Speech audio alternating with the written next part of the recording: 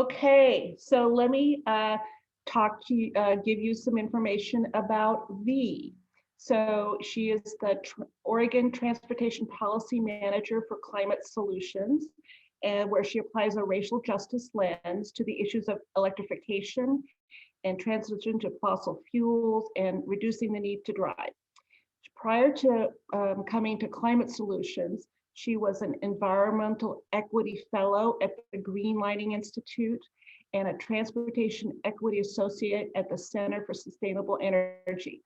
And there she worked on programs to deliver equitable climate benefits to low-income communities and communities of color.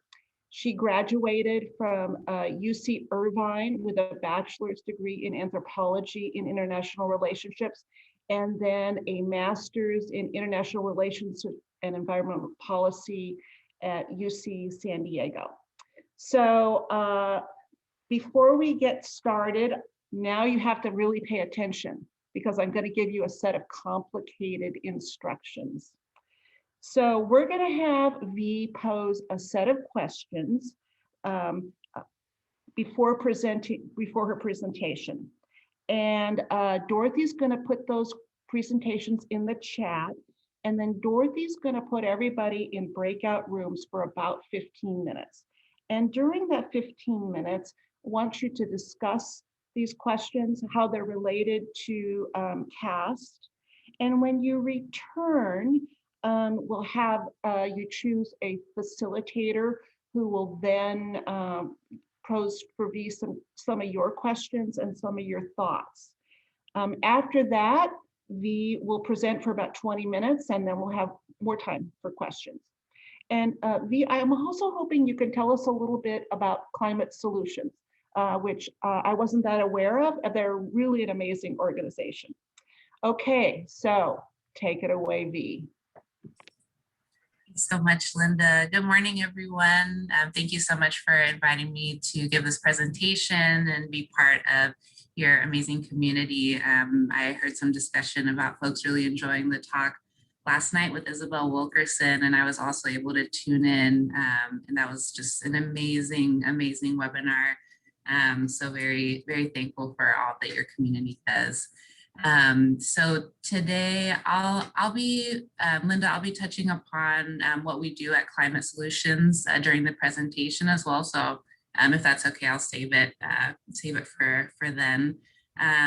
But to start us off, before we go into the topic of environmental justice, I just wanted to pose some questions to you all to talk about in your breakout groups. And that's just like, what do you know about environmental justice? It might be a lot, it might be a little bit. And are there any kind of examples of environmental justice that you've heard about in your community, in other communities across the US or maybe the world? And how it relates to caste, the question is more, how does caste play into environmental justice? So I'll give kind of a leading question. Maybe it's like, who's disproportionately affected by environmental justice because of their caste? So that was a lot, but Dorothy included the questions here in the chat. So if folks feel, have something to contribute immediately, maybe including that in the chat would be awesome, and start, getting the juices flowing as well before we go into the breakout rooms. Great. Okay, remember 15 minutes in the breakout rooms. Come back with your ideas about these questions, and we'll talk some more. Great. Before we go break out, I think V wanted to get any ideas churning. Is there anyone who has a thought? Do we have any immediate thoughts for V? And I agree, it just gets the juices flowing. I'm looking in the chat now.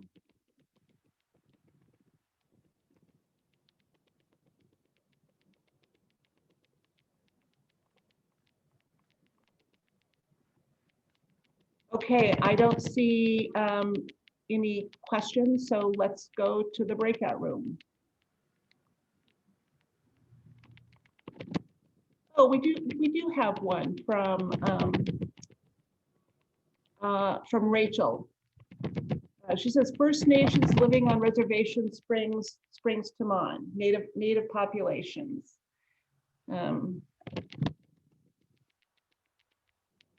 See anything on that? Yeah, definitely. Thanks, Rachel and Cheryl, for bringing that up. I think that's exactly, environmental justice is very intersectional and touches upon so many justice issues, which I'm excited to touch upon in the presentation. That's exactly an example of an environmental justice issue. Great. Okay, Dorothy, send us away. Yeah, I think people have been assigned. Here people come, 4 seconds. Oh, we got to mute. I'll mute you all. Great. Oh, okay. Thank you.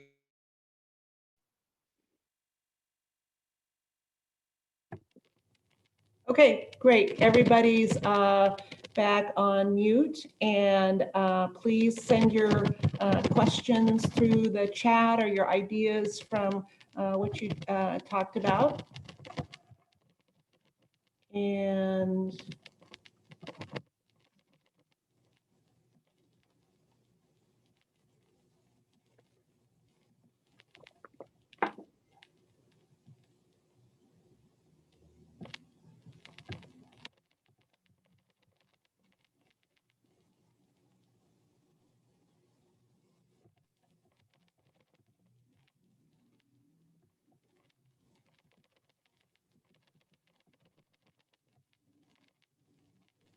Don't all write at once.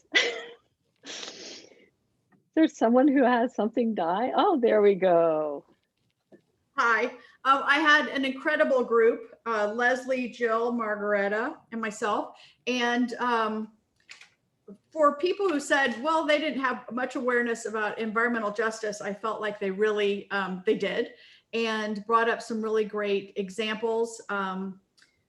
Flint in the water, food deserts, the fact that so many power plants and environmental hazards are developed and built near poor communities, and that the people who have political power tend to get the resources that they need, and they get them first.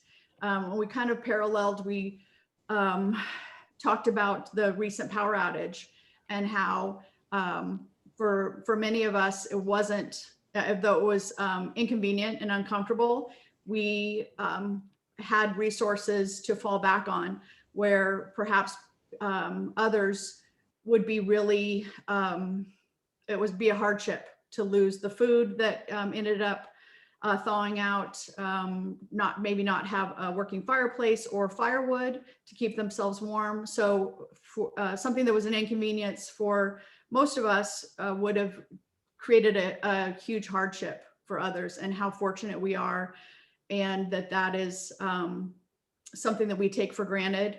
And so again, white privilege. So we touched on a lot of things. I was really impressed with where this group was taking the conversation, and we got to, well, what are the next steps? And we kind of were all flummoxed by what next steps could look like. Respond to racism was the first step for many in our group, and becoming more aware. So that was my little group. wow, that's really rich. We have some other things coming in that are really build on that. Cheryl Zimmerman talks about gentrification and lack of affordable housing and redlining. Mary brings up how low-income folks are often living in the worst environmental areas. Questions about if we go toward electric cars, how are they going to become accessible to people? Again, more about formerly redlined areas and urban heat areas. Rachel, who is in my group, connected Caste with the book from last year in Lake Oswego Reads, Rising, really how that intersects with rising waters and people living in flood areas. And then Leslie brings up food deserts and tree deserts. So all really relevant to what he is going to talk about. And I think, why don't we let the make her presentation, and then we'll go back and have her fill in some of these other areas that have been brought up.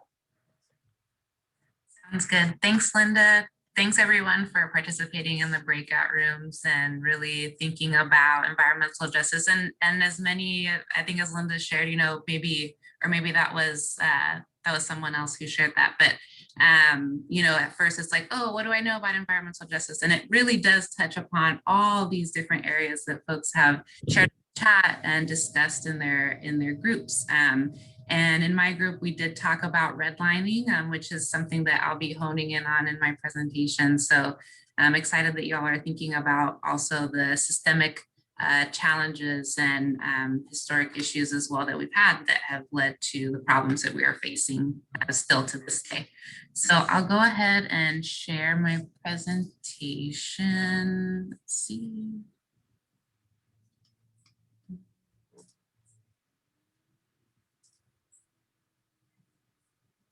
All right.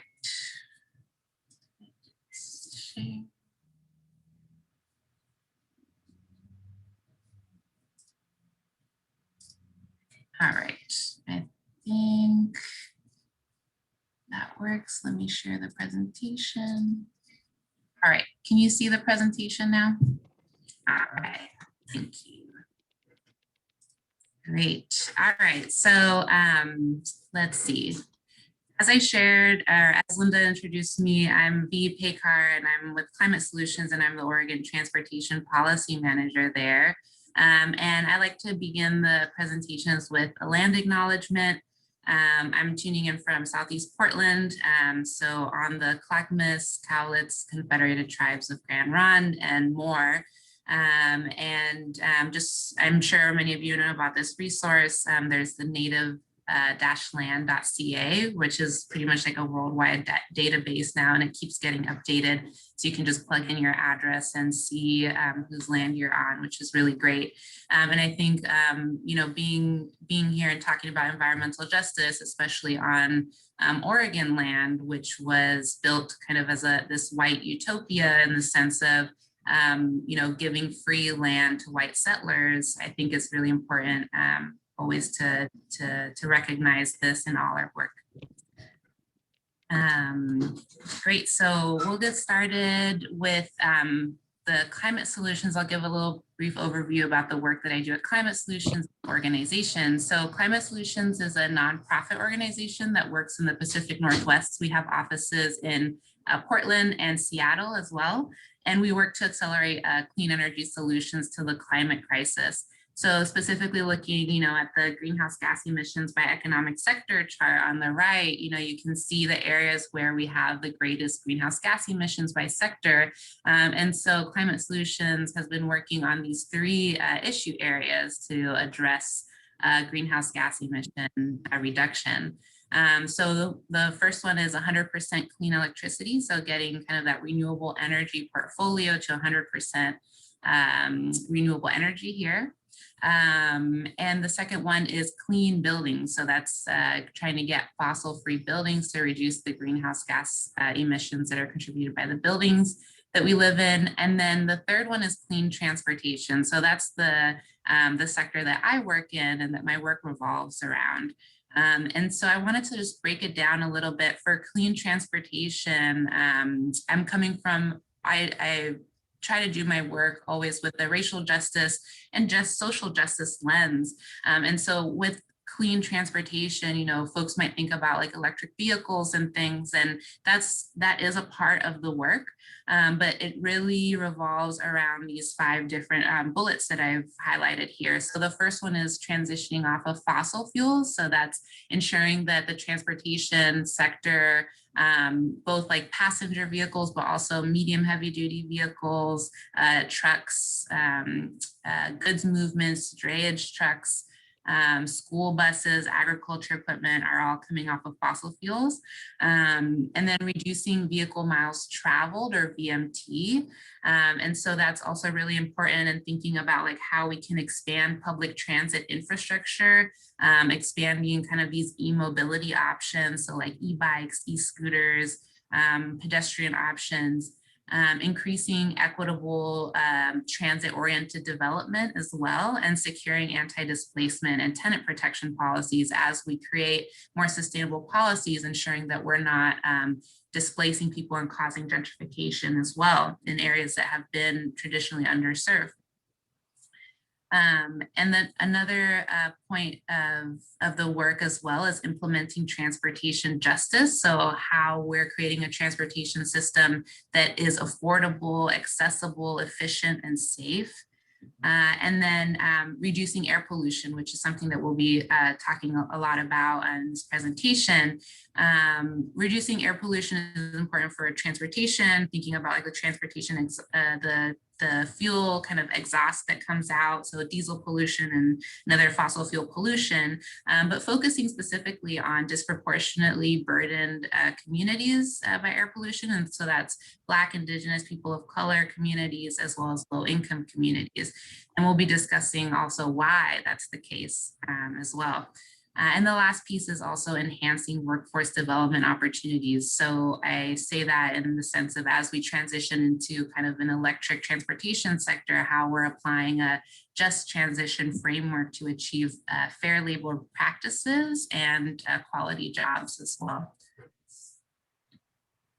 So we'll start then, what is environmental justice? I wanted to give these definitions here so we're all kind of on the same baseline. So the EPA defines environmental justice as the fair treatment and meaningful involvement of all people, regardless of race, color, national origin, or income, with respect to the development, implementation, and enforcement of environmental laws, regulations, and policies.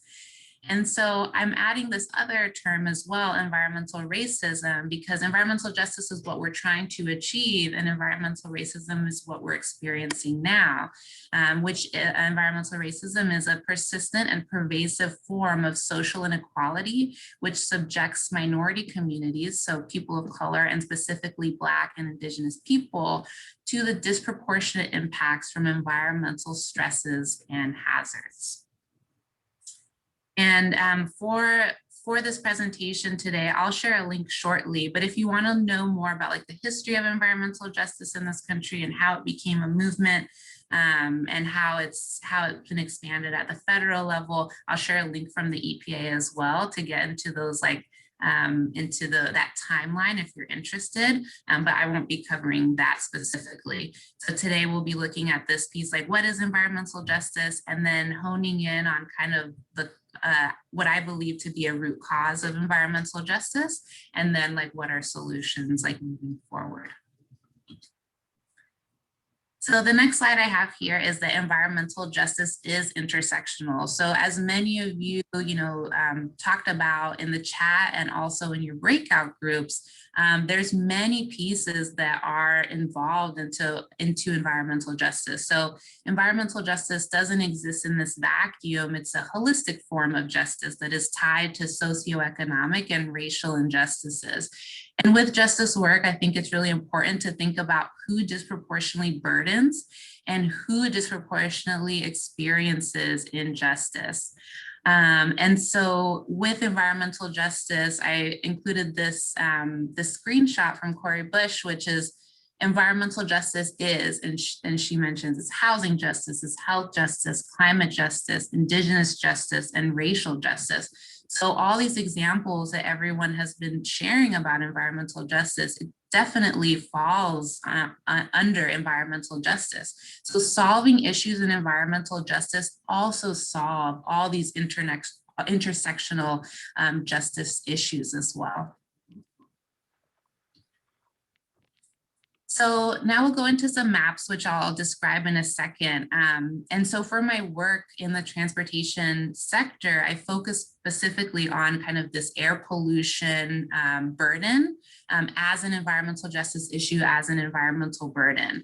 And so due to racist public policies like urban renewal districts, redlining, which we'll go into in depth in a second, and intercity highway construction, environmental hazards such as toxic concentrations of air pollution are generally located in and around low income and communities of color.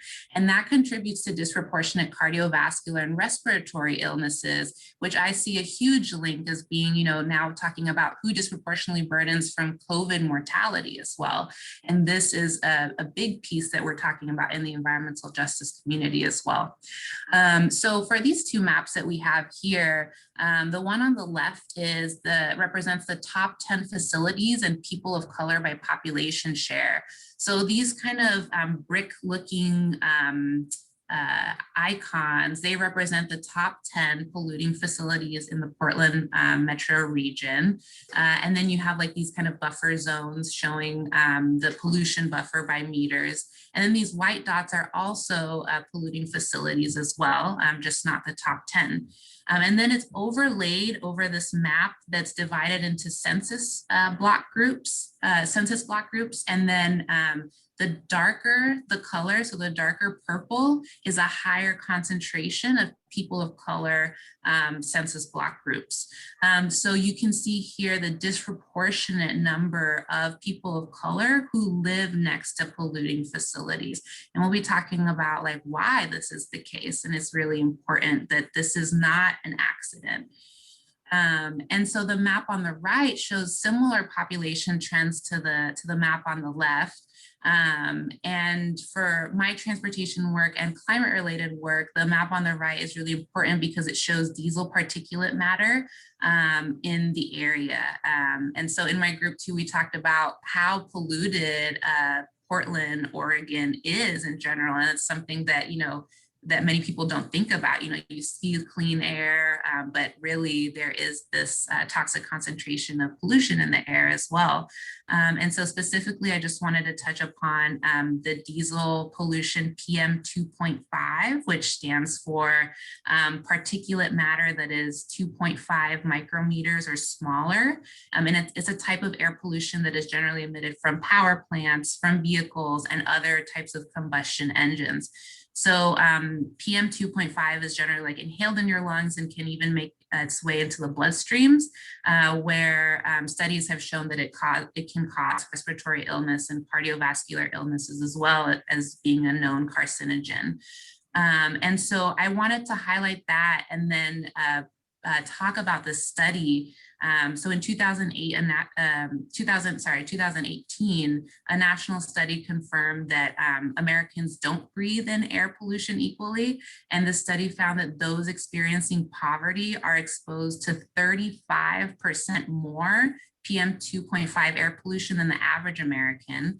And non-whites are exposed to 28% more than average. And Black people are exposed to a staggering 54% more PM 2.5 air pollution than average.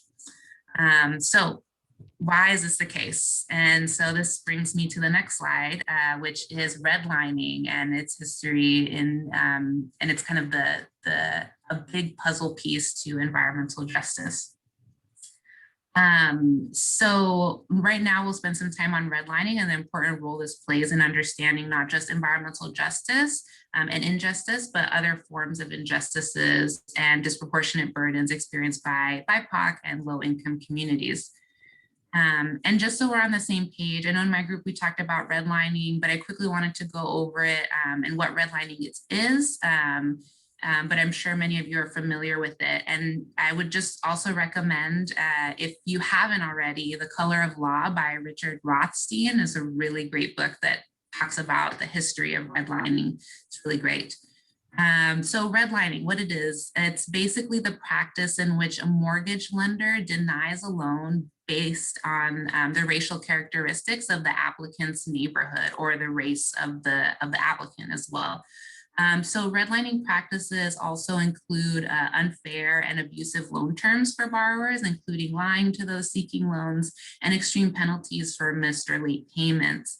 And so this map here is of the Portland area.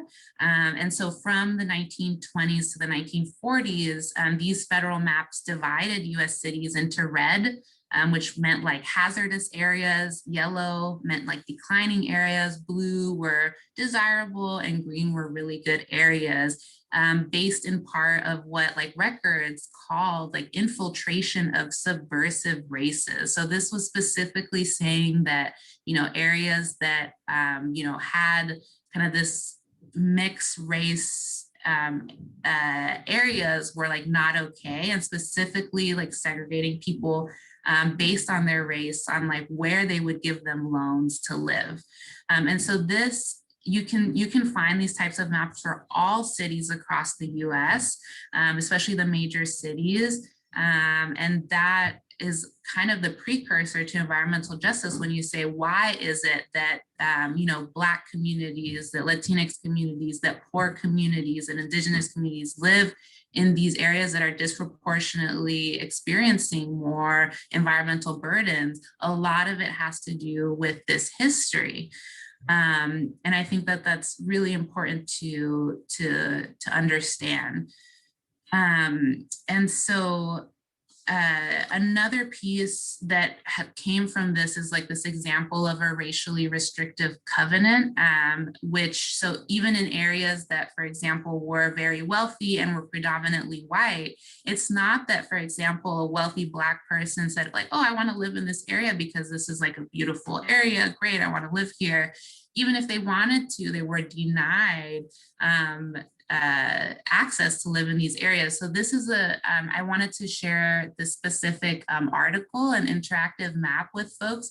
I found research that a PSU grad student did where they, you know, talked about these racially restrictive covenants and made an interactive Google map where you can find different public racially restrictive covenants. And so this is one from the Lake Oswego area, and you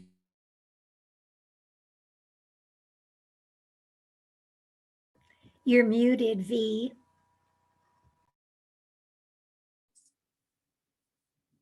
there we go. Is that better? Thank you.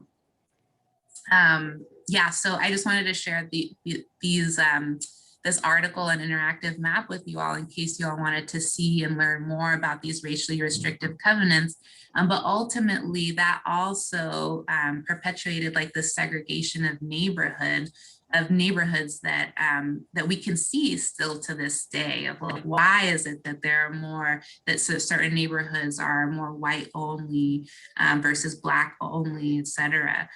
And so because property ownership is, in my opinion, one of the main paths to wealth creation for most people in the United States, the effects of this racist tool and other things like who had access to like the GI Bill, that was also based on race.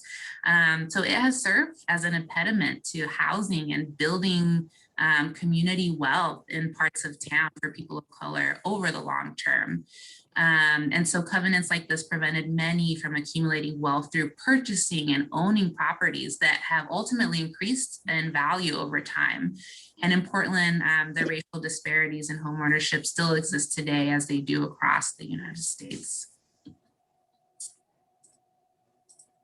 All right, so thinking about solutions. So because of the racist systems of oppression that we have here in this country, we have issues that are faced disproportionately by BIPOC and low-income communities.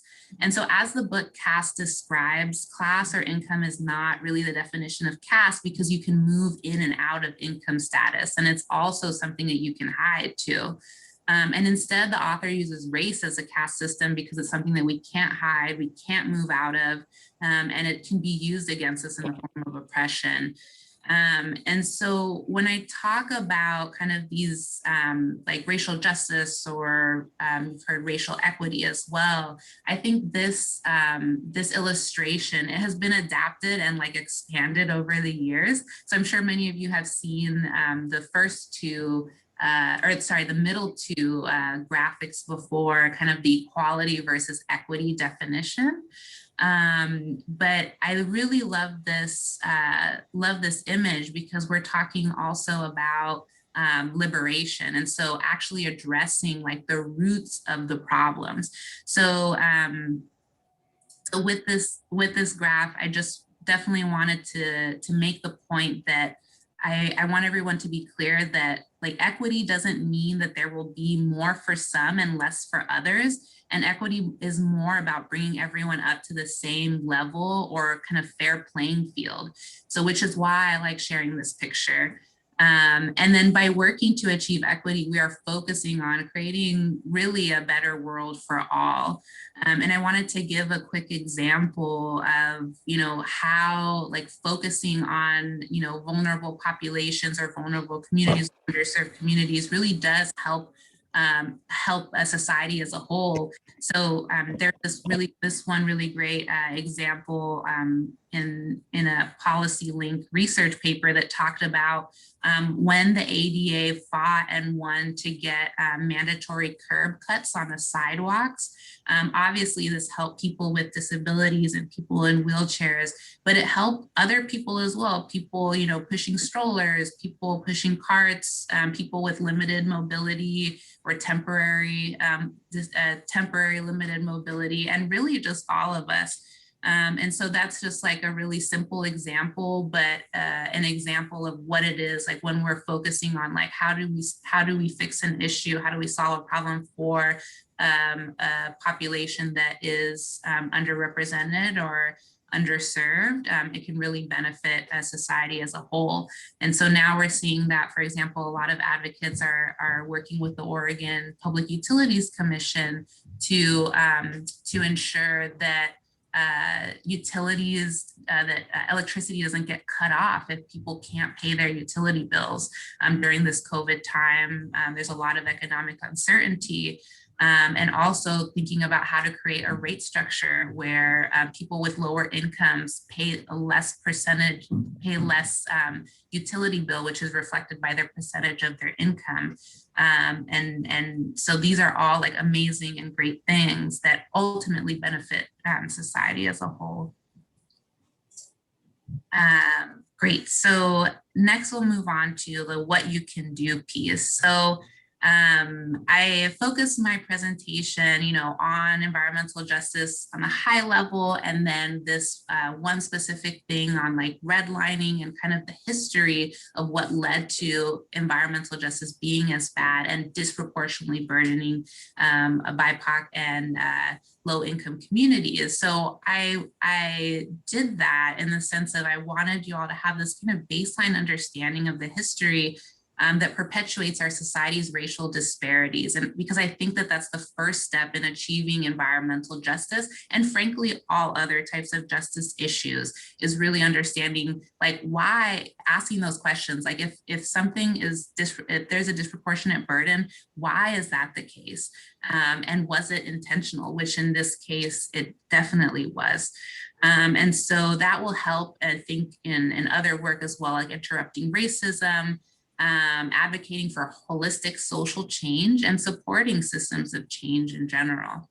And then also another thing to do is supporting, so volunteering, donating, advocating, et cetera, to organizations and community groups that seek to dismantle systems of oppression in general and ensure equitable outcomes that prioritize communities that have been underserved and vulnerable communities and community members as well. And so I'll end the presentation here with some environmental justice and community-based organizations that Climate Solutions works with here in Portland and Oregon. And that way, if folks are interested, they can look these groups up as well. And I'll share some, I'll share some resources too as well with the environmental justice kind of timeline from the EPA as well for folks who are interested in learning more. Thanks so much. That's the end of my presentation. V, that was just so clear. There was a request in the chat from Mary for some links to some of the resources you presented. So we'll get those out to people. We're really close to the top of the hour. People need to leave for their next meeting, please do. But I'm hoping, V, you could stay for a few extra minutes to answer questions. One of the questions that came up in the chat that I was thinking about is this issue of urban heat areas and the relationship between disproportionate impact on people of color and low-income communities of urban heat areas. Can you talk a little bit about that? Yeah, for sure. I'm not familiar with the ones that have been done in Oregon. So a little bit about my background. So I've been in the Portland, Oregon area now for a year, and I came from Oakland, California. And so there, we had this tool called, it was created by the California EPA that's called Cal Enviro Screen. And that's like a really great tool where you can see like all these maps. And I believe that EPA also has one for the United States as well. That's kind of like an environmental justice map screening tool where you can play around with the different variables, including like heat islands as well. And then also, use socio-demographic variables and like race as well to like underlay on the map and see like who is being affected more by certain environmental justice issues. And so I'll add that to include in the links to share with folks in case folks want to look at that as well. But that's definitely a problem. And I think also in the climate justice conversation as well, as who is disproportionately burdened by climate justice, as climate change, as we know, is just a force multiplier and will continue. Like people who do not have money to, move out of their homes, buy or pay for air conditioning, or buy kind of these methods of like relief, are ultimately going to suffer. And so how, as a community, are we building, kind of community centers or other things that will address the needs of the most vulnerable, so people aren't, dying in their homes, which we have seen, and we have seen in Texas as well. Yes. Okay, and Wynn added in the chat that Vivek Shandis at PSU is a great resource on heat islands nationally and here in Portland. Duke's asking, V, what do you think are the most specific issues that need to be addressed right now? Environmental. If you so like your 3 wishes for environmental justice. So I think my 3 wishes for environmental justice, honestly, as I mentioned, environmental justice is so like holistic, and we're talking about these other forms of justice. I really think that my top wish for environmental justice is reparations. So reparations to Black communities, reparations to Indigenous communities, and ensuring that we are funneling, tax money to populations who are most underserved, to make sure that they have everything they need. Because my biggest fear is my biggest worry and concern is, from what I'm seeing with the impacts of climate change, who ultimately is being left out, and the impacts of the COVID pandemic, who disproportionately is dying from these things. So I think, I won't be able to answer that question specifically, and I should think about it more, but that is definitely, I think, my top wish for solving environmental justice. Great. So Margareta wants to know, how important will environmental justice legislation be to bringing about real change? And I would add, what would be the most important kinds of legislation? Yeah, that's a great question. I think the types of environmental justice legislation, as we've seen kind of with the Trump administration, there was a lot of action in individual states to push for climate action. And ultimately, it seems like having that push at the state level is going to continue to be super important. The more states are passing kind of these like, oh, we're committing our state to go like 100% clean, or like having these emission kind of regulations and things, the more the federal government is like, wait, we need to do something about it so that there's not all these 100 rules being passed everywhere. And so that could bring about a really big change. And yeah, I think just for the environmental justice legislation itself, specifically, you know, again, just thinking about who is disproportionately burdened and what kind of needs do they need for our state and for, you know, local municipalities to address, to ensure that they are not disproportionately burdened. Great. And so on a different topic, Kirsten is asking, since you focus on transportation, did you see much change in pollution during the pandemic where people weren't driving as much? Did this benefit some versus all? And I would ask, what about Oregon and Portland specifically on that? Any information that you have? Yeah, for sure. So in the Portland, I guess like in Portland and across the US, as soon as the COVID pandemic hit, there was like, oh, wow, look at all this. I mean, you know, there are areas that had been polluted for, you know, since cars were around, seeing like, wow, we can see the sky for the first time. I remember reading a really good article about Delhi, you know, and a lot of people who suffer from air pollution there, and them being like, oh, I can see the mountains for the first time since I've been alive, and I'm like 50 years old.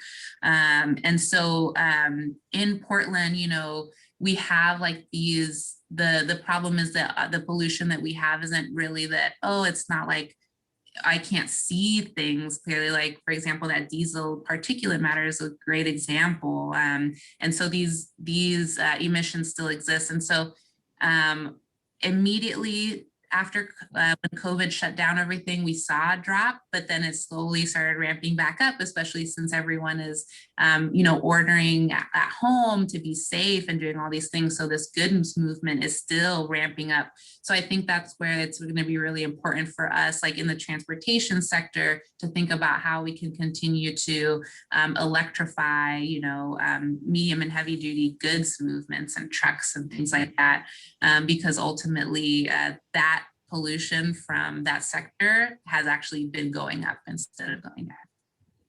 Great. And then Dorothy's wanting to know, you know, here in Lake Oswego, we have Respond to Racism, we have the Lake Oswego Sustainability Network. We're all working hard on some of these topics. What could we do more here to address environmental justice in our community? And you, again, you may not know our community very well, but.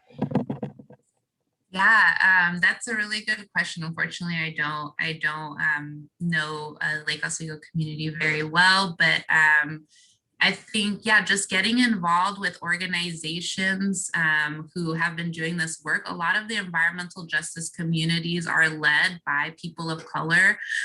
So I think that that's really important as well. And seeing, you know, the first thing is probably just like, what are community-based organizations in your area? Are they, you know, are they fighting for specific like justice issues? And how can you bring in like representatives from those groups to have conversations, like larger conversations in the sustainability network as well, so that we're able to like kind of cross-pollinate those ideas and support each other, I think, in this work as we like continue to push our representatives and local electeds as well to do something about issues. I think that'll be a good thing if it's not being done already. Great. Okay, one last question, and it's from Esther. It's been big in the news that the car manufacturers have committed to really going all out on electrical vehicles in a fairly short period of time. But what about air travel when we get back to traveling freely? And how is air travel, particularly related to environmental justice? Yeah, I mean, that's a really good question. A lot of communities that live next to airports are low income, are BIPOC communities. So definitely a direct tie in there. I would say that there has been a little bit of conversation like in the environmental justice and in the environmental kind of sector that have been talking about air travel. But mainly it's just like speculative things and kind of wish list things. So like restricting air travel between like cities that are definitely like easily drivable and things are like one things that environmental groups are like, we need to like stop this. So how do we like pass, regulation to do that? I don't know, if that's going to get any traction. And again, like people with private airplanes can do whatever they want. So in that sense, I don't know where that's moving. But for air travel in general, I think the biggest movement has been in the conversation about like the fuels.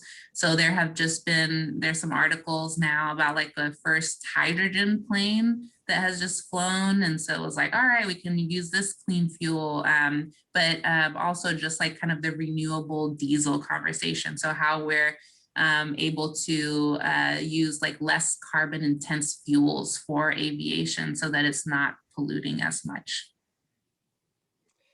Okay, wonderful. So let's finish up now. This has been a great presentation. I personally am really energized to read some of these additional materials and to try and figure out how we can incorporate more into LOSN, into LO in general. And just want to thank V. That was a great presentation. Again, so clear. Want to thank Responder Racism for co-hosting this, and particularly LO Reads for letting us be part of another great year in LO Reads. Dorothy, anybody who I'm forgetting to thank?